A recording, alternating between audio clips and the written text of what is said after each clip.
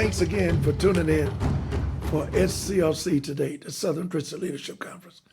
I really appreciate all the response that we get from you on a weekly, or daily, or monthly basis, whenever. We just thank you for tuning in because we think we do talk about things that you normally would not have the facts on.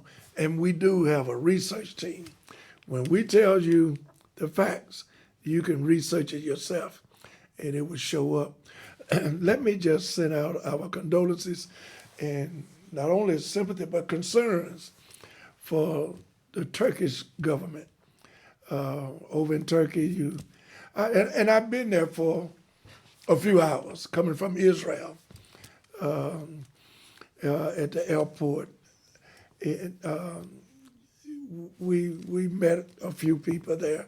My wife and I spent a few hours just taking in the air and understanding that country in terms of its makeup. But that further demonstrates what we consider the global village. The country itself, as far as we encounter, had very nice respect for people that we met. But we were there only for a day.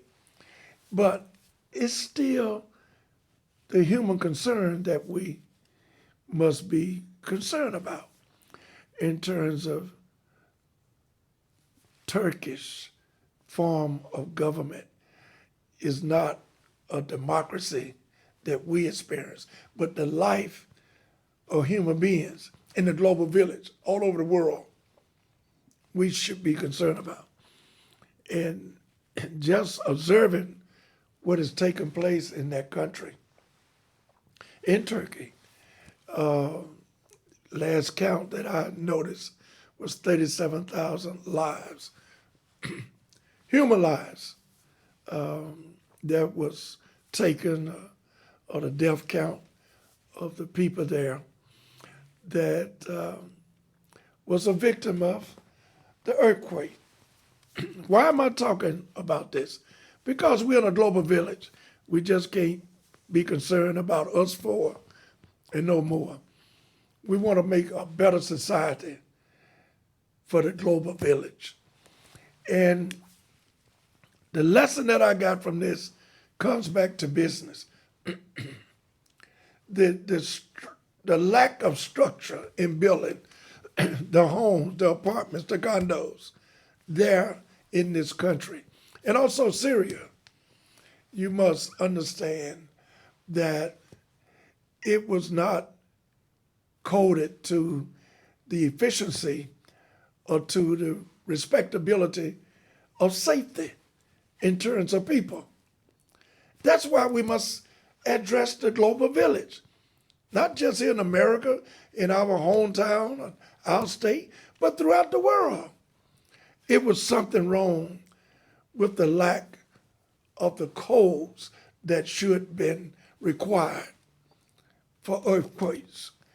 I'm here in Georgia at this particular time, been here almost 20 years.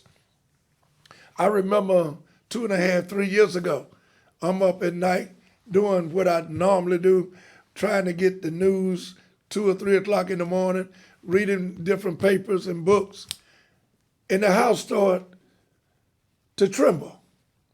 The house was actually trembling. I could hear the dishes and the glasses in the cabinet shaking, trembling, and my wife was asleep.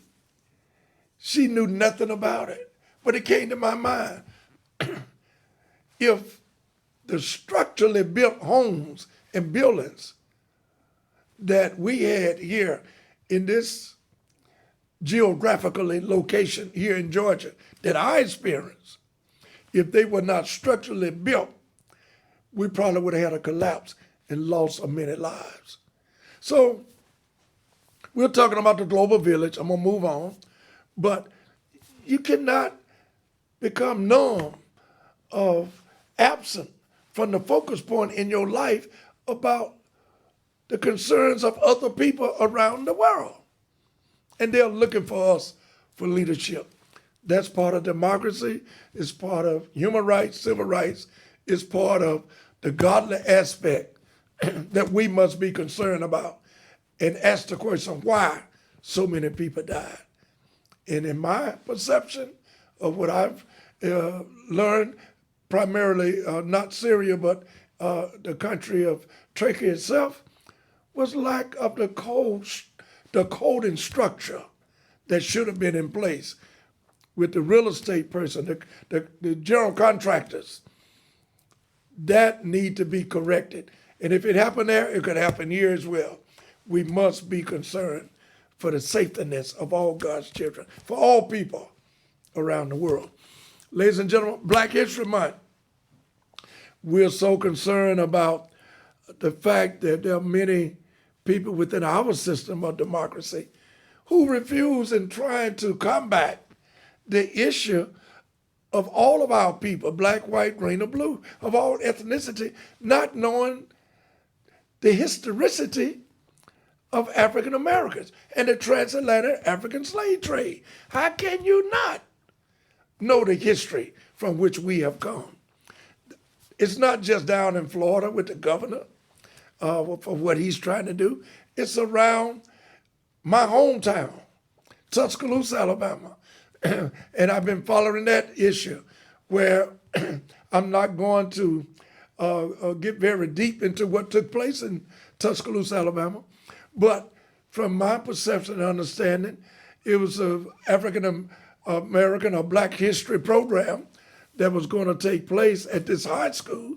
I won't even call the name of the high school because it's so minute that any institution would try to prevent students or any element of the human spectrum, middle age, old age, young age, all ages of people, not knowing the historicity from which we have come, in particular as African Americans.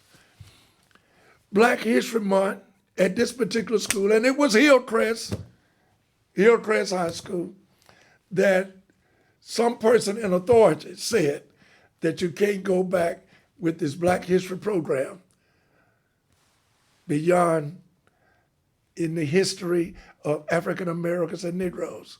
It cannot go past the 1970s. Ladies and gentlemen, I got a problem with that.